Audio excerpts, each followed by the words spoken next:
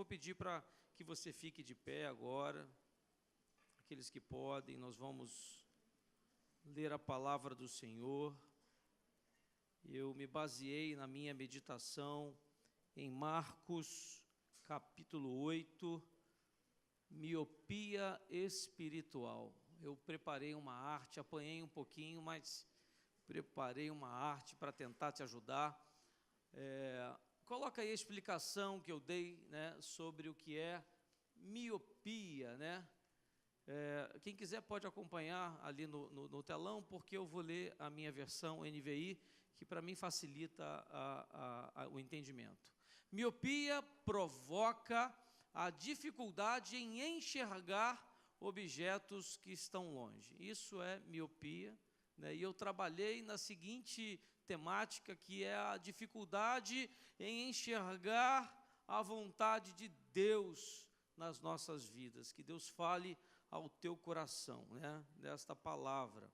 Marcos 8, vamos lá no verso 11, aonde vai assim nos dizer, os que quiserem pode aqui no telão também acompanhar. Diz assim a palavra do Senhor: os fariseus vieram e começaram a interrogar Jesus. Olha que interessante. Homens interrogando o mestre. Parece eu, quando não estou satisfeito com alguma coisa. Aí vai dizer assim o verso: para pô-lo à prova, pediram-lhe um sinal do céu. Aí o que fez Jesus? Ele suspirou profundamente. Imagine aqui a indignação dele, do Senhor, e disse: por que esta geração pede um sinal miraculoso? Eu lhes afirmo que nenhum sinal lhes será dado. E o verso 13: então se afastou deles, ou seja, se distanciou, voltou para o seu barco e foi para o outro lado. Os discípulos haviam se esquecido de levar pão, a não ser um pão que tinham consigo no barco. E no verso 15 vai nos dizer: advertiu-os Jesus. Eu trago aqui para as nossas vidas agora, entendendo assim, advertiu-nos aqui nesta tarde Jesus: estejam atentos e tenham cuidado com o fermento dos fariseus e com o fermento de Herodes. E eles, os discípulos, discutiam entre si, dizendo: é porque não temos pão, meu mestre. E percebendo a discussão, Jesus lhes perguntou mais uma vez: por que vocês estão discutindo sobre não terem pão? Ainda não compreendem nem percebem? O coração de vocês está endurecido. É como se o Senhor estivesse perguntando a nós aqui nesta tarde: o seu coração está endurecido? Vocês têm olhos, mas não veem? Vocês têm ouvidos, mas não ouvem? Não se lembram, ou seja, não se lembram dos meus feitos, não se lembram dos livramentos, não se lembram dos milagres que nós já cometemos, o Senhor já colocou sobre nós, não se lembra do perdão que Ele nos deu diante dos nossos pecados. E o verso 19 vai dizer: quando eu parti os 5 pães para os 5.000, quantos cestos cheios de pedaços vocês recolheram? 12, responderam eles. E quando eu parti os 7 pães para os 4.000, quantos cestos cheios de pedaços vocês recolheram? 7, responderam eles. Ele lhes disse, Jesus lhes disse: vocês ainda não entendem? É como se Jesus estivesse aqui falando conosco esta tarde: eu e você, ainda não entendemos? Oremos ao Senhor. Deus, está lida a Tua palavra, Pai. A partir de agora não sou mais eu, mas sim o teu Espírito Santo. Isso é o que nos diz a Bíblia, Pai. Seja, Senhor, misericordioso para conosco nesta tarde, Deus, porque Tu és o Deus maravilhoso, Pai. Então nos abraça, Pai amado, nesta noite, Deus, nos acolhe, nos socorre, nos adverte, como diz aqui a Tua palavra, Pai. Te pedimos isso, Pai, porque sabemos que essa é a vontade do Pai para as nossas vidas, Pai. Nos ensina, nos convence, nos muda aquilo que humanamente não podemos, mas com o Senhor Tu podes, Pai. Retira a frieza do coração, daquele que tem coração duro, frio. Retira os conhecimentos daquele que acha que por entender e saber, ou seja, sabe de tudo, na verdade não sabemos de nada, Pai. Perdoa os nossos pecados, as nossas falhas. Perdoa-nos, Deus, das falhas para contigo e também para aqueles que nos rodeiam diante da nossa casa. Perdoa-nos, ó Pai. Que venhamos a tirar, Deus, essa dificuldade de ver a Tua face, a Tua presença, o Teu milagre, a Tua cura sobre as nossas vidas, porque se até aqui nós chegamos, Pai, já é um milagre do Senhor. Tenha liberdade, Deus, em nosso meio, aqui nesta noite, Pai, em nome de Jesus, porque nós sabemos que o Senhor está conosco, está na nossa luta, porque o Senhor não nos deixa sozinhos. Assim vai dizer a Tua palavra, Pai. Fala conosco, Jesus, é o que nós Te pedimos mais uma vez, no nome de Jesus Cristo, no nome que é maior do que todo nome. Então que haja agora, Pai amado Deus, da nossa parte, o reconhecimento da nossa pequenez, da nossa limitação, para que o Senhor, que é grande, possa assumir a frente das nossas batalhas, das nossas crises, das nossas lutas, das consequências daquilo que nós mesmos criamos para as nossas vidas, Pai. Ajuda-nos que seja um culto, como falado, de adoração, de louvor, de entrega, de prostração na Tua presença, Pai amado. É o que nós clamamos a Ti, Deus, em nome de Jesus. Pode se assentar.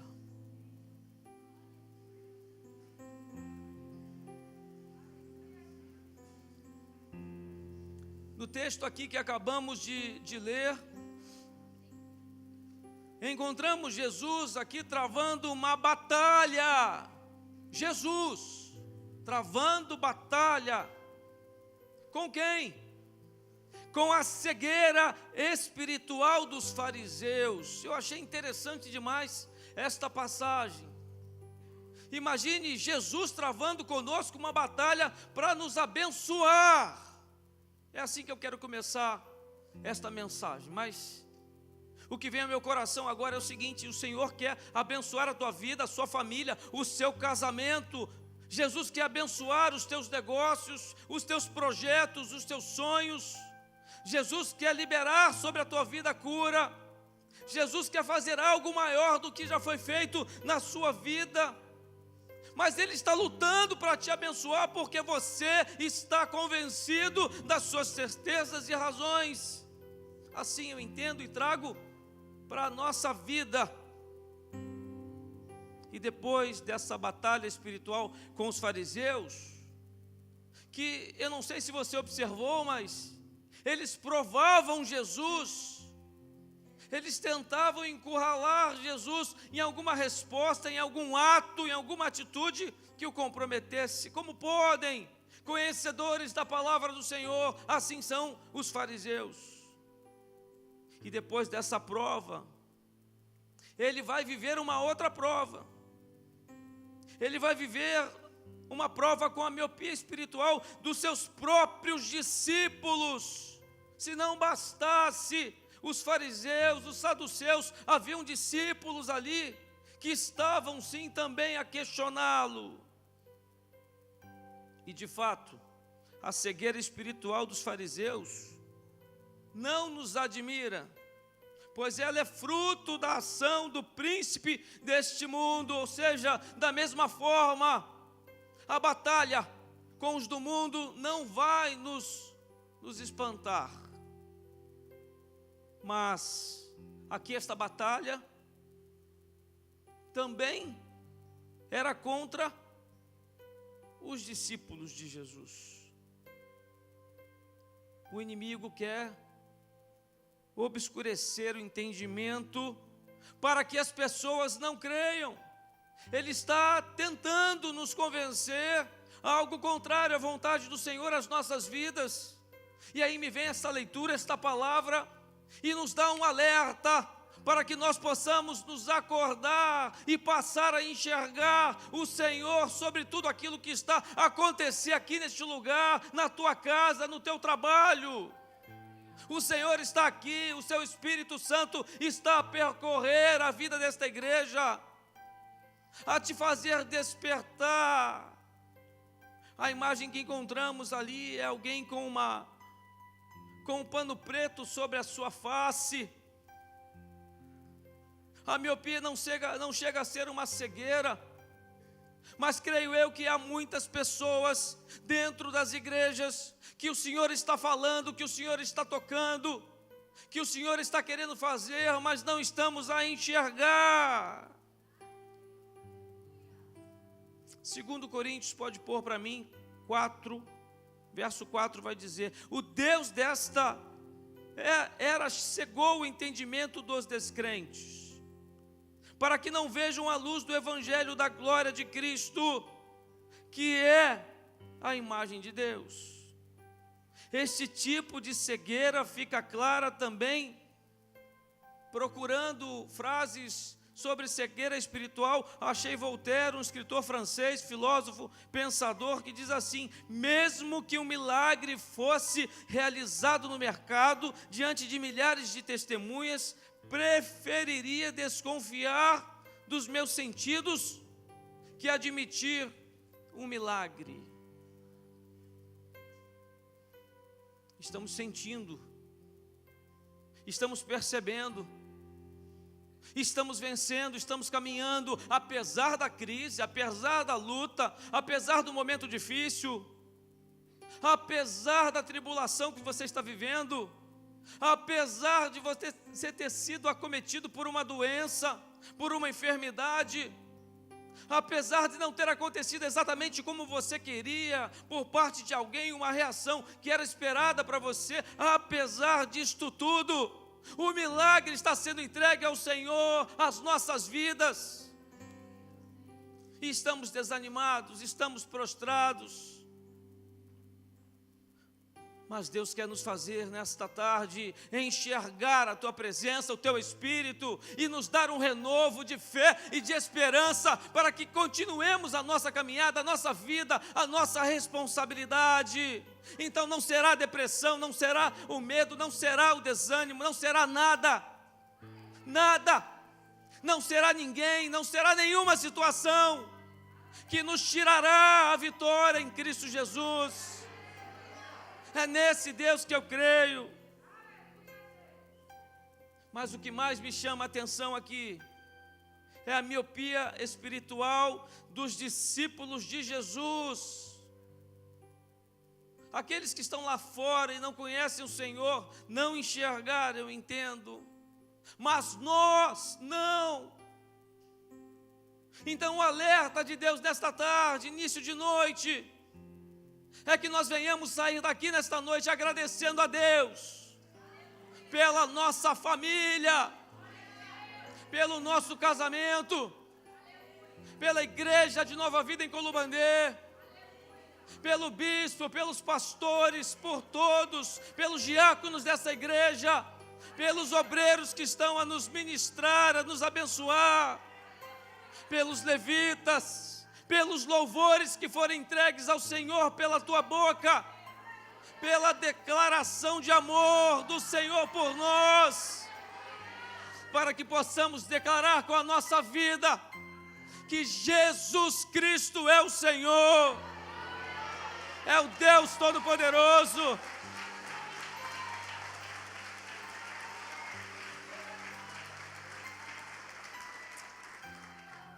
Aleluia.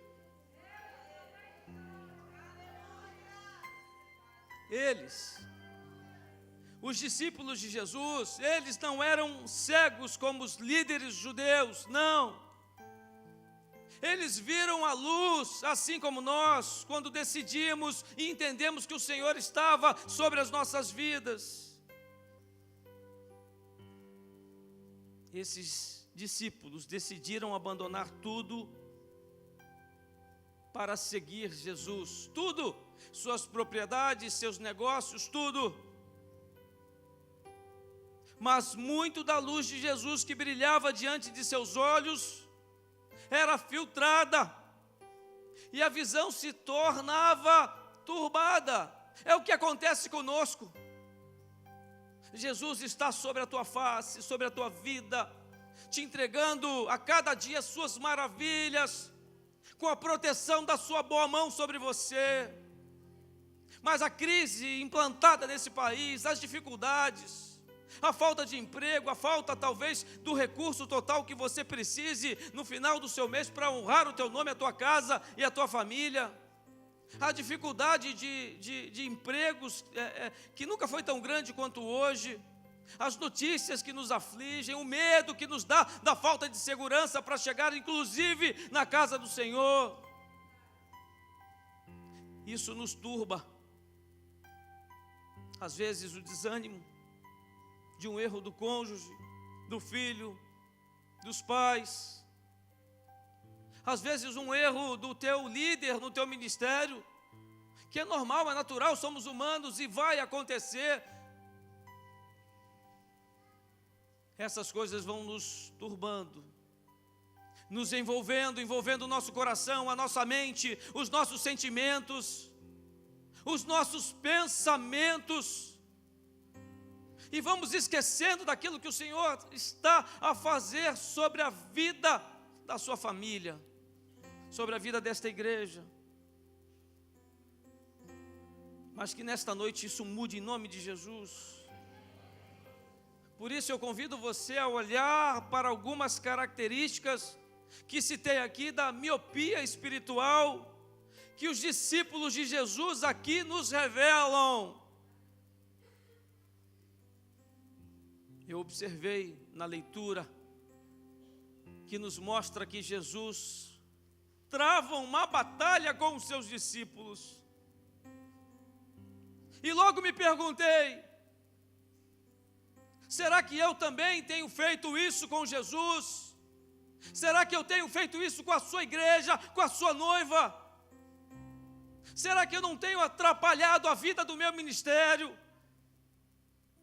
Será que eu não tenho atrapalhado o agir de Deus no meu casamento, na criação do meu filho? Será que eu não tenho, meu Deus?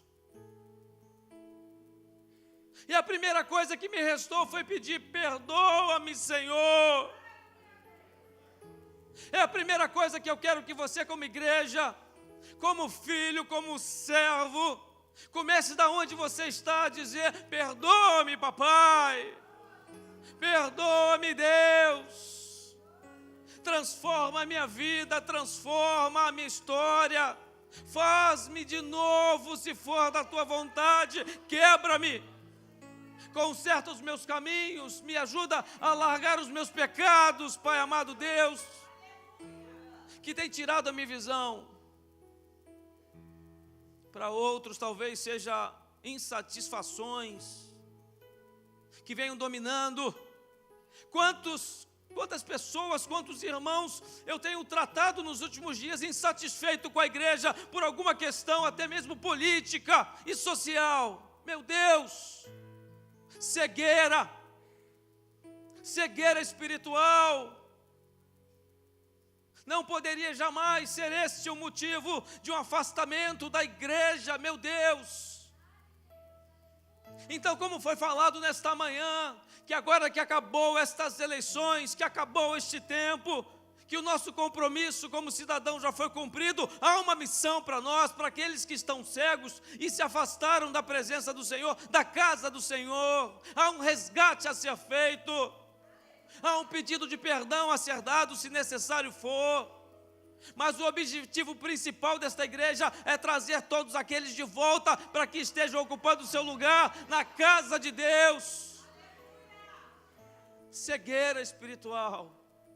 O Espírito Santo rondando esta igreja e alguém dizendo: não, eu não faço mais parte daí, por isso ou por aquilo.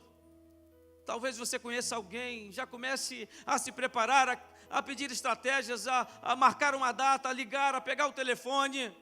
Cadê o meu irmão? Cadê a minha irmã? Que se magoou com um pensamento, com uma publicação, com uma palavra, com uma frase que a ofendeu por uma opção política. Meu Deus do céu!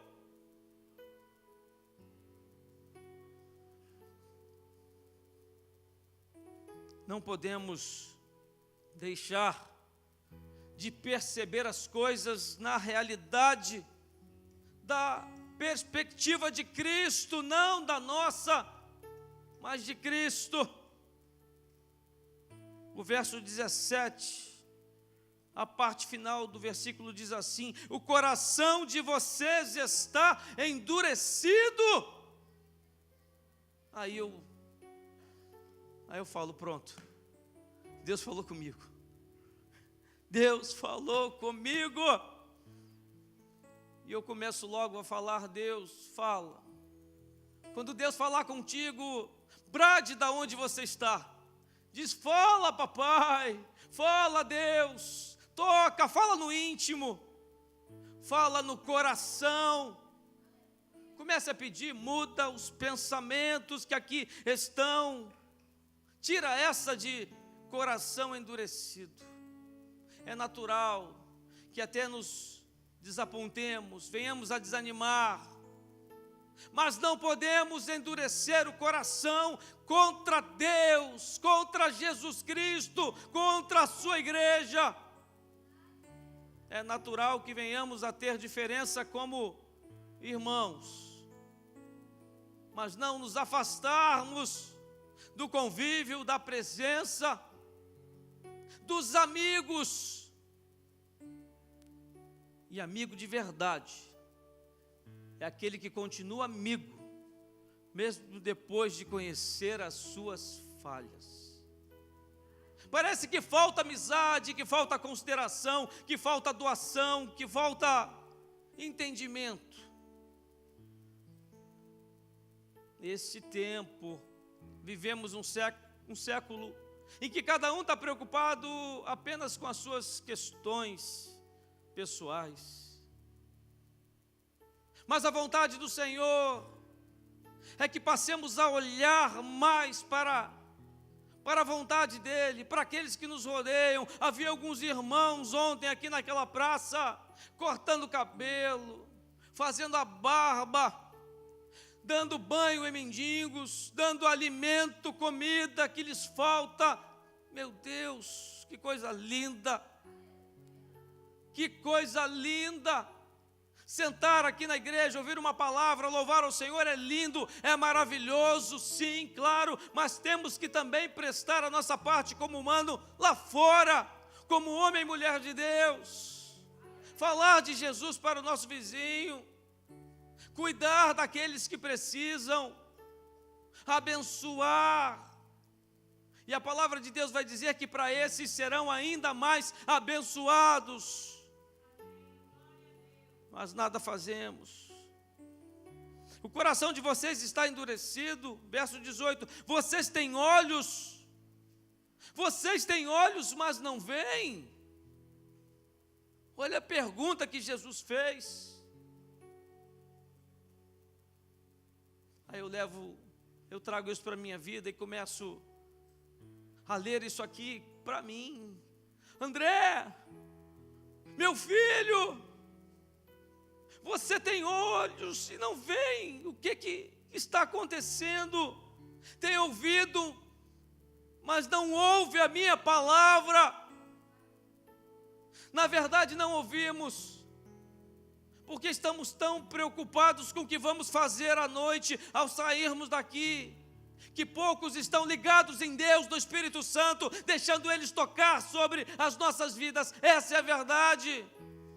É o celular, é a preocupação, é a agenda, é o compromisso de amanhã, é o pagamento que tem que fazer e não tem o recurso ainda, como é que vai ser? São tantas coisas que obscurecem a nossa visão. É exatamente assim que eu percebo-me às vezes, e não tenho vergonha de dizer de púlpito isso, porque ao reconhecer isso, eu sei que o Senhor está a me tratar, está a te curar, está a te abençoar, porque Ele é um Deus bondoso, Ele é um Deus maravilhoso, que requer de nós apenas uma coisa: que tenhamos fé em Cristo Jesus, e que venhamos a ter compromisso com Ele.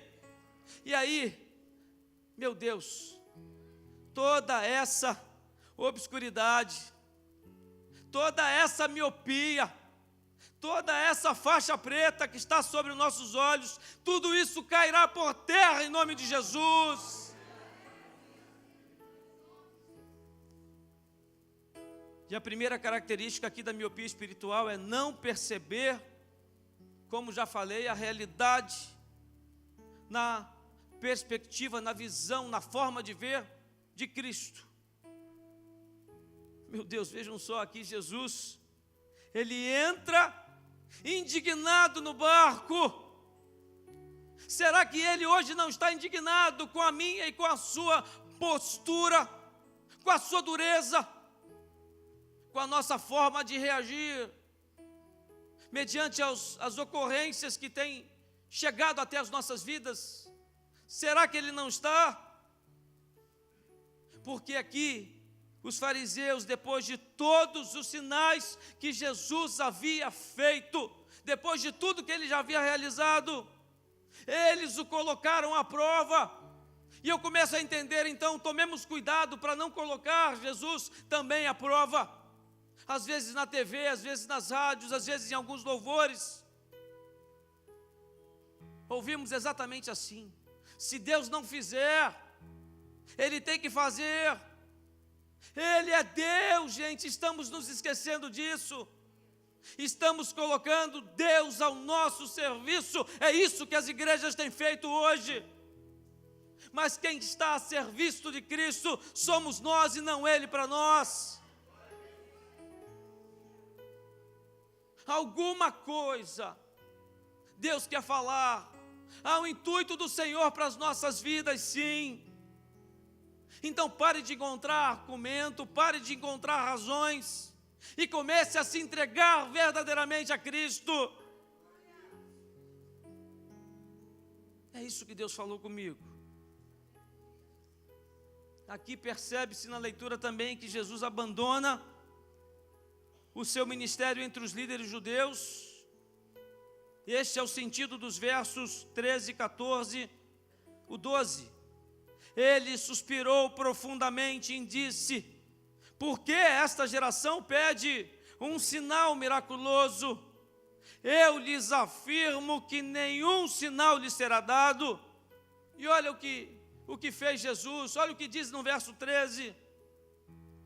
Então se afastou deles. Eu não quero para a minha vida que Jesus se afaste da minha vida. Eu não quero que Jesus se afaste da minha família. Eu não quero que Jesus se afaste de nenhum dos meus sonhos, de nada que eu pretenda realizar, eu não quero. Mas às vezes nós levamos Jesus a essa mesma condição, creio eu. Aqueles que creem, digam amém. Voltou para o barco. Jesus voltou para o barco e foi para o outro lado. Ele se afastou. Se ele se afastou, se ele saiu dali, se ele foi para o outro lado, foi pelo motivo de dor, de tristeza, dor de alma. acredito eu que em ponto dele gemer, porque ele é Jesus. Será que as atitudes que eu tomei esta semana, nesse último mês, as últimas decisões tomadas, a minha fala, as minhas críticas, as minhas escolhas, será que não foram motivo de dor na alma de Jesus? Isso é para nos fazer pensar, reconhecendo quem somos, aquilo que fazemos, porque Deus quer nos mudar nesta noite aqui, em nome de Jesus. E é neste contexto, no contexto do tamanho da batalha espiritual, que Jesus começa a falar que eles deveriam tomar cuidado com o fermento dos fariseus. Meu Deus! Aí eu já vejo Deus dizendo para você aqui nesta noite: toma cuidado. Toma cuidado com aquilo que estão te oferecendo lá fora. Toma cuidado com as ofertas lá no teu trabalho.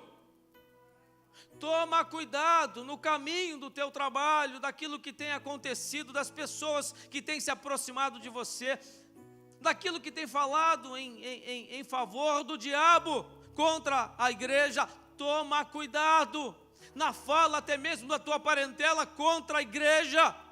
Cuidado para não se envolver nos assuntos, porque a nossa missão, diz a Bíblia, que é pregar o Evangelho. Diz a Bíblia que a nossa missão é de ministro, ou seja, de ministério. E o nosso ministério é pregar que Jesus Cristo é o Senhor. Então, quando falarem mal do teu bispo, defenda ele sim, porque ele é o seu pai espiritual, o seu pastor. Quando falarem mal da tua igreja, defenda a tua igreja. Não precisa brigar, mas defenda. Quando falar do seu diácono, do seu líder, defenda ele. Se ele estiver errado, chama ele no canto, fala com ele depois. Isso com o pastor, com o bispo, com os líderes. Mas o defenda, porque essa é a vontade do Senhor. Ou seja, tome cuidado. Tome cuidado com o fermento dos fariseus. Mas o que eles percebem? Não temos pão suficiente para a travessia. Aí eu começo a entender aqui. A realidade espiritual aqui que nos é colocada é que a batalha espiritual ficou obscurecida pela necessidade momentânea daqueles homens. Ou seja, eles estavam preocupados com o pão que podia faltar, exatamente como nós. Eles não foram capazes de entender o reino. Eles não foram capazes de entender o sentimento de Jesus Cristo, do Rei Jesus. Eles só conseguiam olhar para o seu próprio ronco do seu estômago, para o seu próprio umbigo. Meu Deus, é igualzinho a gente, né?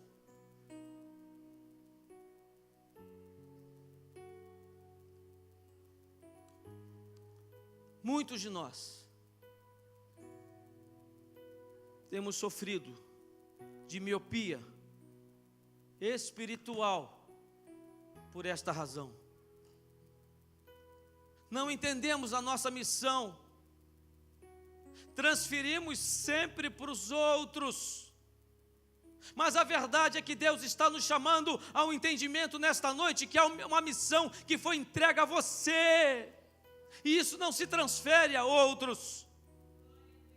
Alguns aqui estão como obreiros, alguns foram chamados para a diaconia, para o serviço, outros para o ministério pastoral, outros para evangelistas, outros para o louvor, mas alguns foram, mas não vieram ainda, porque estão preocupados apenas com as suas próprias questões, não entenderam a sua missão, porque talvez estejam focados apenas nos seus projetos, tenham tempo apenas para os seus sonhos, ou seja, focados no pão. E aí vem um alerta de Deus aqui para você. Você tem que trabalhar, você tem que produzir, você tem que cuidar da tua casa, você tem que cuidar do seu carro, você tem que ter o seu momento de lazer, de hobby, sim, claro que tem. Você tem que cuidar da sua saúde, mas cuidado para não ficar tão focado nos cuidados deste mundo, que não faz nos perceber que Jesus está nos chamar para cumprimento de uma missão, que é a missão desta igreja neste bairro do Culubandê. Não deveria ter cadeiras vazias aqui. Não deveria.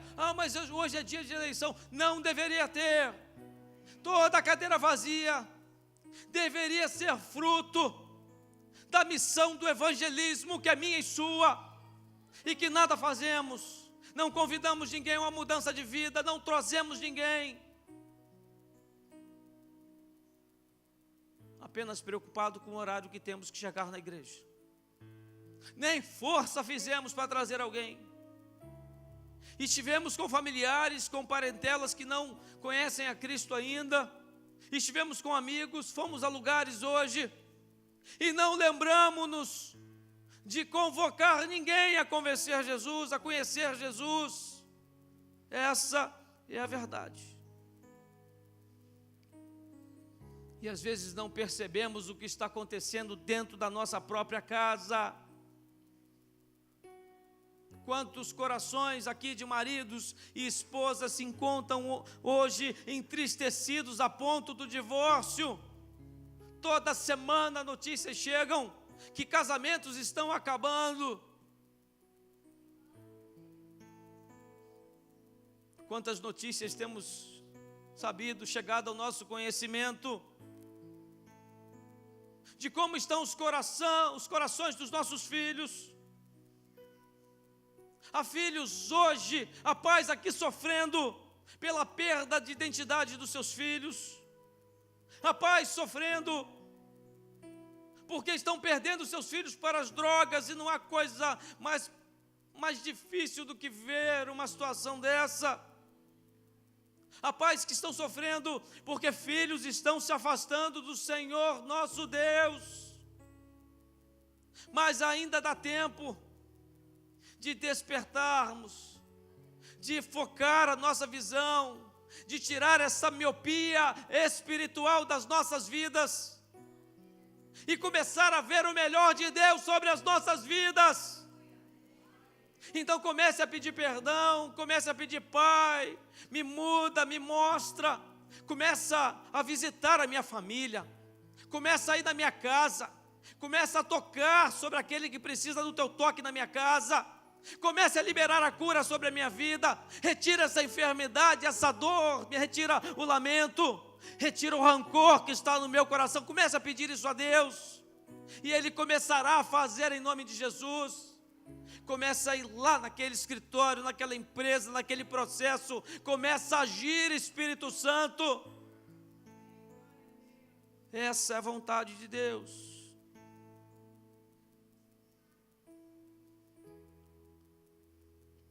Na tarde de hoje eu preparava esta mensagem e eu comecei a me perguntar: o que está acontecendo, Deus, com a minha vida, com o meu ministério, no qual eu estou inserido, e sei que a vontade do Senhor é que eu aqui faça muito mais. Eu começo a entender que a dificuldade que a gente está tendo para realizar este congresso, eu não tenho vergonha e medo de dizer isso para a igreja. Eu começo a entender que Deus aqui quer operar demais neste congresso, e por isso esta batalha. Mas aí eu começo a olhar para esta batalha e começo a pedir: Deus, retira essa miopia da minha vida, da minha visão, do meu olhar sobre este congresso, do temor natural e como homem que isso me abate, e acalma o meu coração, porque eu sei que os homens da tua casa que estarão neste dia, não por uma questão de quantidade, mas porque o Senhor quer mudar a vida dos homens desta igreja. Mas mudar como? Se estamos cegos, se não cegos, míopes. Um congresso deste nível com os homens que vêm. Meu Deus, não podemos deixar isto passar, não podemos deixar a chance ir embora, de ser abençoados como homens, e entender a vontade do Senhor, o que Ele tem para aquele que permite ser usado por Deus.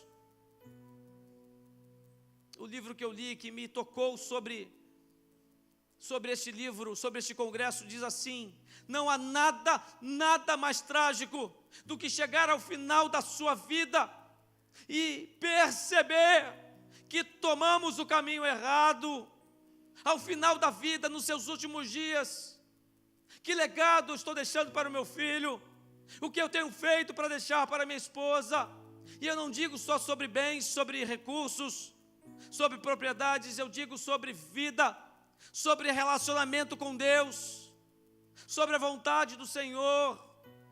E a verdade é que o relacionamento com Deus precisa ser a base de tudo na minha vida. A base não é o meu emprego, a base não é minha casa, não é meu carro, a base não é os meus projetos pessoais, a base de tudo que eu tenho é Jesus Cristo de Nazaré.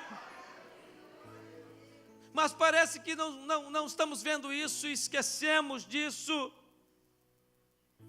E o pior é que às vezes, na maioria das vezes, não somos capazes de perceber o que está acontecendo com o nosso coração. Estamos sempre certos.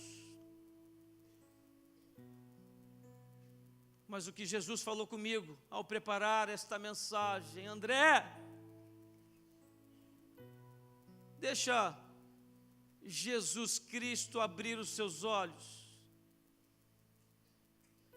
Ele está dizendo para você agora aqui: filho, filha, deixa eu abrir os seus olhos. Jesus está dizendo assim: deixa eu, permita que eu ilumine a sua vida com a minha luz. Mas Ele só pode fazer isso se nós reconhecermos as nossas falhas, os nossos pecados, os nossos erros, e enxergarmos nesta noite, como já havia falado, na perspectiva do reino e do Rei Jesus, o que está acontecendo ao nosso redor.